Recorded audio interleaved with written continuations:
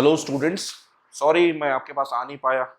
और प्रॉब्लम यहाँ पे ये रही है कि बहुत सारा जो है स्कूल का काम है, स्कूल के काम को थोड़ा सा करना पड़ता है, रिस्पॉन्सिबिलिटी है थोड़ी सी।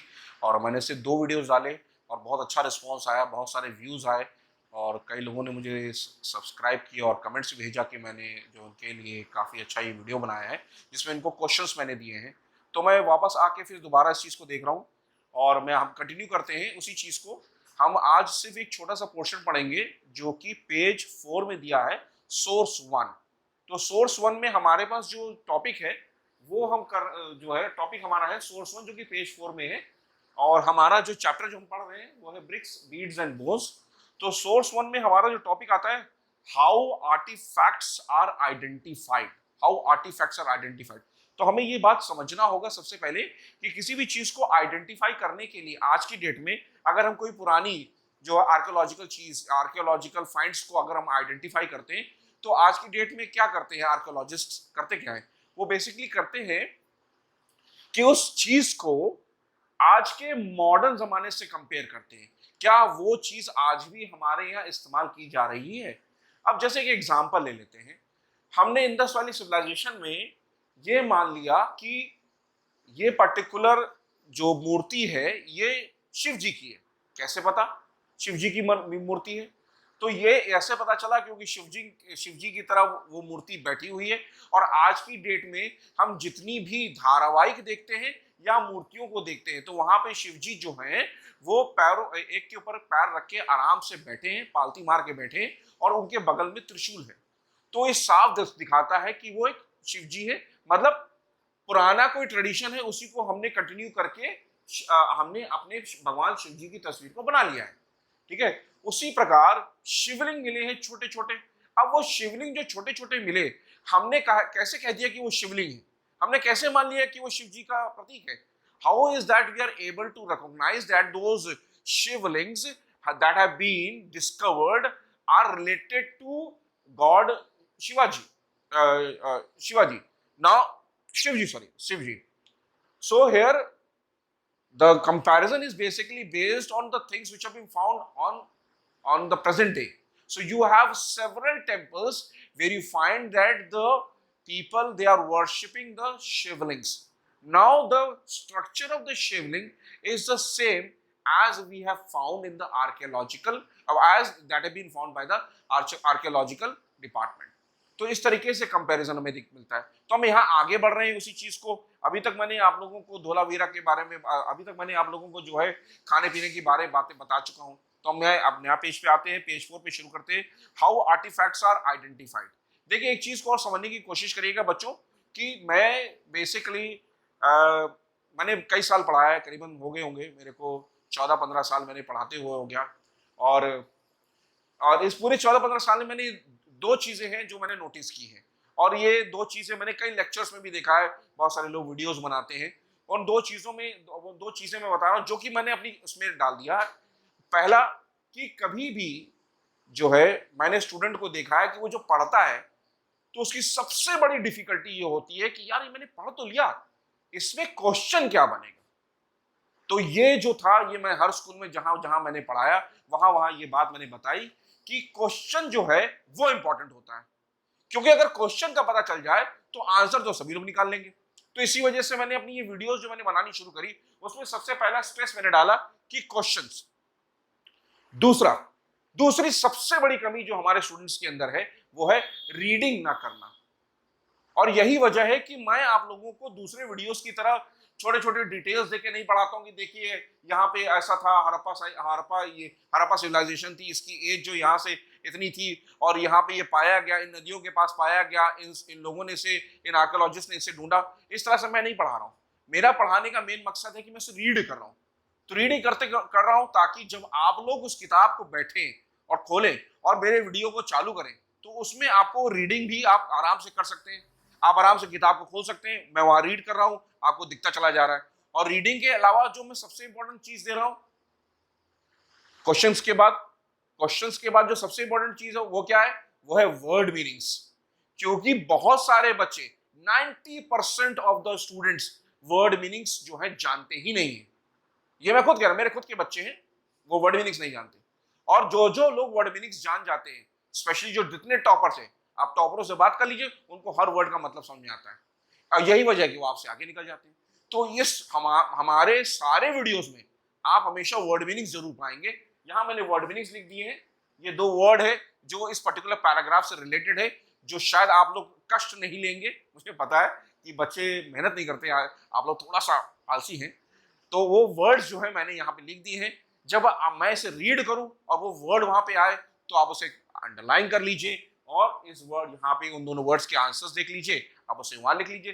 Then it will become very easy for you to understand this particular paragraph. ठीक है, हम अब आगे बढ़ते हैं। How artefacts are identified. Processing of food required grinding equipment as well as vessels for mixing, blending and cooking।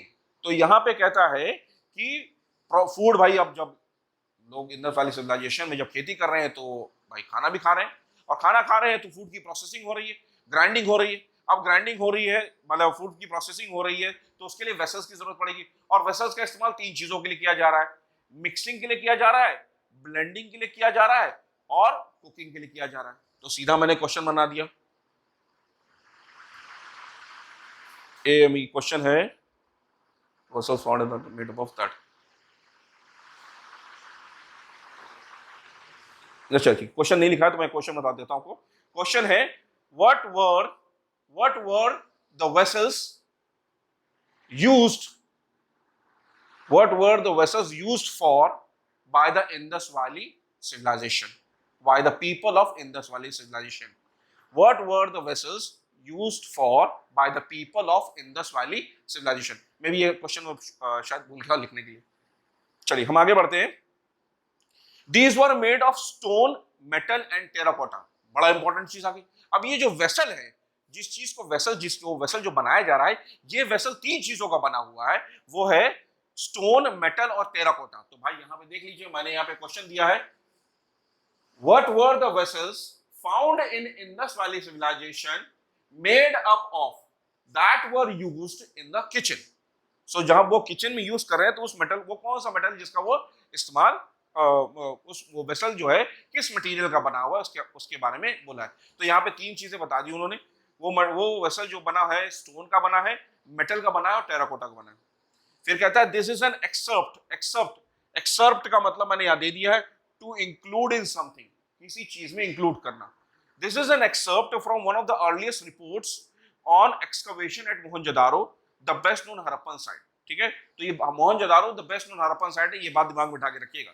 देखिए मैं line to line इसलिए पढ़ा रहा हूं क्योंकि क्लास 12 के क्वेश्चंस में आपको फिल इन द ब्लैंक्स भी आता है। क्लास 12 के क्वेश्चंस में आपको ट्रू एंड फॉल्स भी दे सकता है, कुछ भी दे सकता है, क्योंकि सिलेबस छोटा कर दिया है तो वो कुछ भी दे सकता है। चलिए हम आगे बढ़ते हैं। सैडल कोर्न्स क्या होते हैं? क्यून्स होते हैं, जो पीसने वाली चीज होती है उसे कहता है क्यून्स। जैसे आपके यहाँ मम्मी सिलबट्टे में कुछ पीसती होंगी, या जो चक्की आटा जो पीसा जाता है उसे कून्स कहा जाता है। Are found in considerable number and they seem to have been the only means in use for grinding cereals. और यही जो बेसिक जो मिला है मटेरियल, बस उसी से ही वो लोग ग्राइंडिंग करते थे। सीरियल्स की ग्राइंडिंग हो रही है, ठीक है, पीसा जा रहा है। As a rule, they were roughly made of hard, gritty, igneous rock or sandstone and mostly show sign of hard usage। कहता है कि अगर देखा जाए तो किस चीज के बने हैं? इग्नियस रॉक या सैंडस्टोन के। इसे अंडरलाइन कर लीजिएगा, इग्नियस रॉक या सैंडस्टोन मटेरियल के बने हैं, इस रॉक के बने हैं, और जो कि दिखाता है एक साइन, ये भी दिखा रहा है कि उसका हार्ड यूसेज था, मतलब बहुत ज्यादा रगड़ के उसका काम इस्तेमाल किया जा रहा था। As their bases were usually convex, they must have been set in the earth or in the mud to prevent their rocking। इसका मतलब क्या है? क्योंकि उनका बहुत ज्यादा यूज हो रहा था और बहुत ज्यादा तरीके से मतलब ताकत लगा के इस्तेमाल किया जा रहा था, तो वो क्या कहते हैं? They must have been set in the earth, मतलब उस वेसल को, वो जो ग्राइंडिंग की जो चीज है उसको मट्टी में धस के उसको मट्टी पे रखा जाता था, मतलब मट्टी में ऊपर रख दिया जाता था, और फिर उसके ऊपर मतलब जमीन पे रख के उसके ऊपर जो है ग्राइंडिंग की जाती थी। ठीक है, फिर कहता है two main types of two main types have been found. Those are those on which another smaller stone was pushed or rolled to and fro, and others with which a second stone was used as a pounder, eventually making a large cavity in the nether stone. Nether का मतलब मैंने बता दिया lower stone. तो कह रहा है दो तरीके के पाए गए, एक जो जिसके स्टोन को घुमाया जाता था और एक जिसके ऊपर ग्राइंडिंग की जाती थी। तो जो ग्राइंडिंग की जाती थी तो ग्राइंडिंग में होता क्या था, जो मतलब कूटा जिसपे जा रहा है तो उसमें जो दूसरा वाला जो लोअर स्टोन है, मतलब जो नेदर स्टोन है, वो एक कर्व ले लेता, गड्ढा बन जाता था वहां पे। ठीक है, इसके ऊपर मैंने आपसे यहाँ पे क्वेश्चन फिर पूछा, देखिए, name the vessel used for grinding cereals by the people of Indus valley civilisation. यहाँ ये क्वेश्चन आ गया। आगे बढ़ते हैं हम लोग। Quails of the former type were probably used solely for grain, ठीक है, and the second type possibly only for pounding herbs and spices for making curries।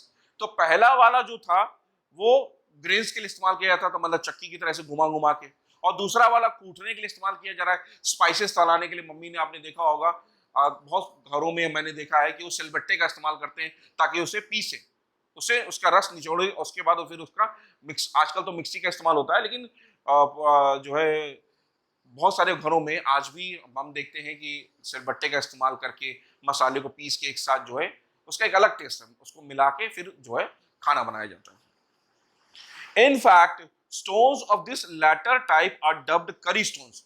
तो ये जो स्टोन्स है जिसकी हम बात करें, जिसको पीसा जा रहा है, जिसमें मसाले को मिला जा रहा है, उसको इनके वर्कर्स ने, किनके वर्कर्स ने, ये मैके के वर्कर्स ने जो है क्या नाम दिया, अर्नेस्ट मार्के के वर्कर्स ने नाम दिया करी स्टोन्स, मतलब उससे करी बनाई जाती है। ठीक है, by our workman and our cook asked for the loan of one from the museum for use in the kitchen. और कहता है कि हमारे कुक ने उस पर्टिकुलर स्टोन का के लिए कहा कि हमें उधार दे दीजिए ताकि वो अपने किचन में इस्तेमाल कर पाए। तो उसका मतलब है कि उन लोगों को, अंग्रेजों को ये बात पता नहीं थी कि उसका इस्तेमाल किस लिए किया जाता है।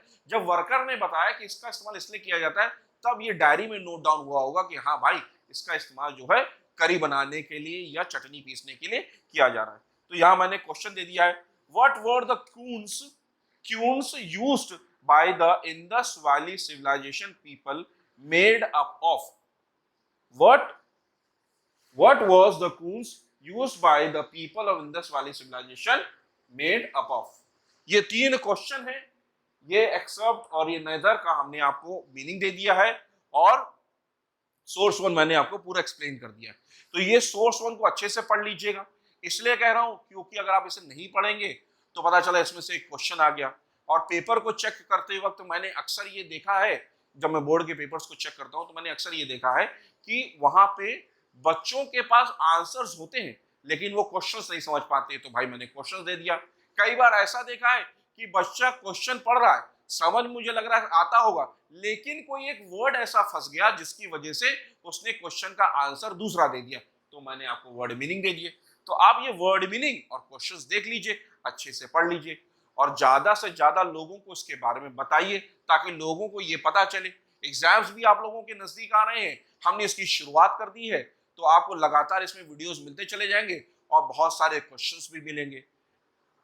एक और बात बोलना चाह रहा था, बहुत सारे मेरे स्टूडेंट्स हैं, उन्होंने मुझसे कहा कि सर आप पॉलिटिकल साइंस कोई भी क्वेश्चंस बनाइए, पॉलिटिकल साइंस भी पढ़ाइए ताकि पॉलिटिकल साइंस के कुछ क्वेश्चंस भी हमें मिले। तो मैं आपको बताना चाहूंगा कि मैं जल्दी ही पॉलिटिकल साइंस के चैप्टर्स को शुरू करूंगा और उसके साथ में आपको बहुत सारे क्वेश्चंस दूंगा। इसके अलावा भी मैंने एक चीज और सोची है, वो ये कि मैंने देखा है कि बहुत सारे लोग, बच्चे जो है मार्केट से किताबें खरीद लेते हैं, गाइड्स खरीद लेते हैं। तो मैं 2-3 गाइड्स जो है मुझे बुक सेलर्स जो है दे जाते हैं यहाँ पे, तो मैं उन गाइड्स को का रिव्यू करूंगा और आपको बताऊंगा कि क्या ये गाइड आपके लिए ठीक रहेगी या नहीं रहेगी।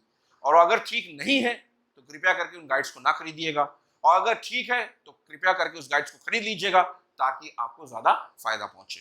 Okay students, thank you very much, और प्लीज इसे शेयर करिएगा, लोगों को बताइए इसके बारे में। Thank you.